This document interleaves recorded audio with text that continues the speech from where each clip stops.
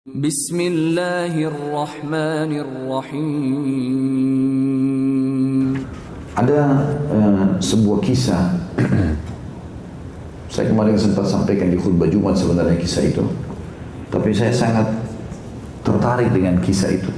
Seorang tokoh masyarakat yang bernama seorang masyarakat biasa, bukan tokoh masyarakat, dari penduduk negeri Kufa bernama Thabit. Thabit rahimahullah ini adalah orang yang saleh tapi miskin. Satu waktu di jalan yang sering dia lewati di Kufa, dia lewati satu perkebunan apel. Ada apel jatuh dari pohon yang tangkainya menjungkrai keluar, jatuh. Sebenarnya hukum syar'inya, sebagian ulama membolehkan kita mengambil buah kalau sudah keluar dari pagarnya, gitu kan? Itu dianggap sudah milik Allah Subhanahu wa taala, gitu kan? Tetapi Thabit merasa terganggu dengan itu. Dia rupanya sempat lihat ada apel jatuh, dia langsung ambil, dia makan. Terus dia makan sampai tinggal setengah. Nah, ada yang sudah masuk ke tenggorokannya, ke perutnya, ada yang masih di mulutnya, ada sementara dia pegang. Waktu sudah habis setengah, tiba-tiba terlintas di benak dia. Subhanallah, saya sudah makan apel tanpa izin pemiliknya ini. Pekah sekali dia dengan itu. Dan dia yakin Tuhannya sedang mengawasi dia. Tanpa menunggu dia langsung masuk ke kebun apel, lalu dia bilang di situ ada satu rumah gubuk. Lalu kemudian dia datang ke rumah gubuk itu. Dan dia ketuk-ketuk, setelah salam, dia jawab salam, dia bilang, saya sungguh seorang yang lewat depan kebun anda ini, saya temukan tadi ada apel jatuh di jalan, saya pikir hak saya makan setengah dan saya ketakutan sekarang, ini masih tinggal setengah. Ada sebagian sudah dimasuk tenggorokan, ada yang masih di mulut saya mau buang. Saya minta tolong halalkan apel ini. Kata orang itu, saya bukan pemilik kebun ini, saya cuma penjaganya. Pemilik kebun ini tinggal 1 hari dari sini, jalan kaki. Zaman dulu tidak ada mobil, tidak ada pesawat ya kita, 1 hari jalan kaki. Kata Thabit, demi Allah saya akan datangi dia untuk menghalalkan 1 butir kurma, 1 butir apel. Thabit jalan sampai besok, sampai dapat alamatnya. Rupanya orang itu orang kaya, orang yang soleh terkenal. Dia datang, dia salam, lalu dia mengatakan, saya izin bertemu dengan anda karena kemarin saya lewat di kebun apel anda di kota Kufa, dan ternyata ada 1 apel yang jatuh di jalan. Saya sempat merasa itu hak saya, lalu saya makan. Ini saya masih bawa, dia masih bawa potongannya yang sudah mulai membusuk. Setengahnya lagi sudah saya makan, ada yang saya buang. Tapi saya takut kepada Allah, jangan sampai nanti Tuhan ini marah sama saya gara-gara ini. Tolong halalkan. Melihat ketakutannya Thabit sama Allah begini, maka pemilik kebun bilang, saya mau maafkan kamu tapi dengan 1 syarat. Kata Thabit, apa itu? Kau nikah sama anak perempuan saya. Tapi dengan syarat kau harus tahu dulu, anak perempuan saya matanya buta, telinganya tuli, ya, lisannya bisu dan lumpuh. Kira-kira teman-teman, kita mau nikah seperti apa kalau dengan perempuan begini? Matanya buta, nggak bisa melihat, telinganya tuli, nggak bisa mendengar. Kalau kita suruh apa-apa nggak bisa. Lisannya bisu, nggak bisa ngomong apa-apa, lumpuh.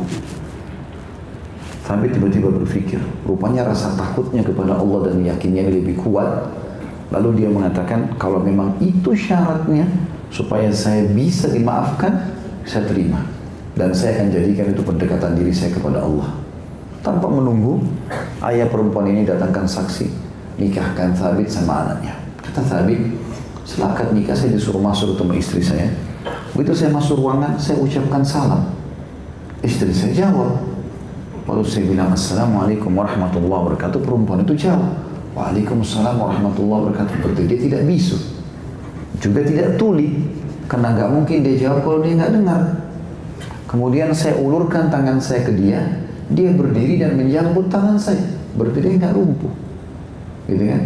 Dan pasti juga tidak buta, karena dia tahu di mana uluran tangan saya. Lalu saya mengatakan pada istri saya mau tanya, kenapa ayahmu berkata kau buta nggak bisa melihat, kau tuli nggak bisa mendengar, kau bisu nggak bisa ngomong, dan kau lumpuh. Tapi kau jawab salamku, artinya kau tidak tuli dan kau tidak bisu. Aku jamahkan, ulurkan tanganku, kau berdiri dan menjamahnya, berarti kau tidak lumpuh dan kau bisa melihat. Kata perempuan tersebut kalimat luar biasa. Dia mengatakan apa? Betul ayahku, mataku memang buta dari semua yang Allah haramkan. Mataku nggak pernah lihat kecuali yang boleh saja.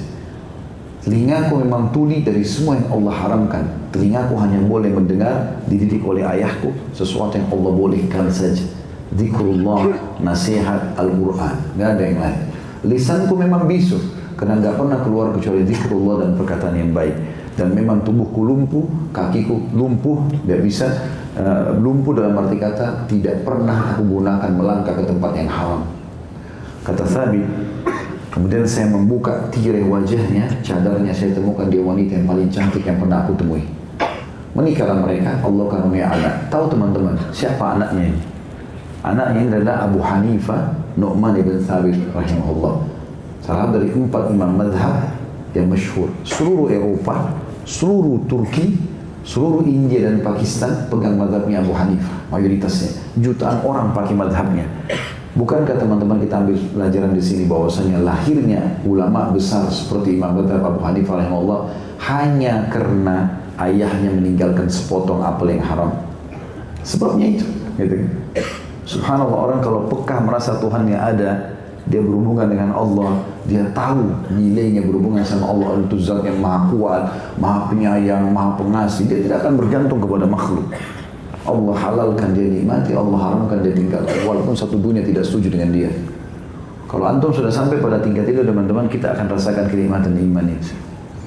Itu contoh, dan sekian ribu banyak contoh orang-orang yang soleh seperti ini. Maka menggantungkan diri dengan setiap kali ada masalah kita khawatir Allah murka dengan kita, ini tanda keimanan. Saya pernah ingatkan itu, para salafus saleh kalau mereka jalan kakinya kesentuh batu, inna lillahi wa inna ilaihi raji'un, astaghfirullah wa atubu ilaih. Kakinya kesentuh batu. Dia mau keluar rumah, mendung atau hujan, inna lillahi wa inna ilaihi raji'un, astaghfirullah wa atubu ilaih. Mau keluar bajunya belum siap, inna lillahi wa inna ilaihi raji'un. Pulang ke rumah istrinya belum masak, inna lillahi wa inna ilaihi raji'un. Semuanya kalimat kembali muhasabah. Bahkan ciri khasnya Nabi Daud alaihissalam yang Allah sebutkan sebagai hamba yang patuh, Allah pernah lemparkan ya, bangkai di depan singgasananya, langsung Nabi Daud gak pakai banyak ngomong. Begitu lihat bangkai, kan pemandangannya gak enak, baunya busuk, langsung sujud kepada Allah. Terus istighfar sampai datang Jibril menyampaikan, hai Daud, sungguh Tuhanmu hanya memujimu, bukan karena kau buat dosa. Jadi cium bau busuk, kita lewat nih, cium bau bangkai, ada astagfirullah wa atubu ilaih, gitu loh. Kepekaan kepada Allah SWT itu yang dibutuhkan. Dan itu fungsi daripada doa-doa ini. Kita bergantung kepada Sang Pencipta Allah SWT. Yakin teman-teman, semua permasalahan hidup kita yang ada ini karena ada dosa. Istighfar kepada Allah. Dan ini diantaranya. Kita, ya Allah, aku berlindung kepada seluruh kalimat yang pernah kau inginkan dan kau ajarkan agar murkamu gak datang padaku. Aku yakin aku salah ini. Dan juga ya Allah, karena kemurkahanmu telah datang kepadaku ini, yang membuat seluruh makhlukmu yang buruk datang kepadaku, menyerangku, menipuku, mengambil hakku, syaitan-syaitan semua membesar-besarkan masalah, aku berlindung kepadamu dari mereka semua. Nah, ini pengakuan yang luar biasa. Ya, ini termasuk bagian daripada tauhid dan akidah kita.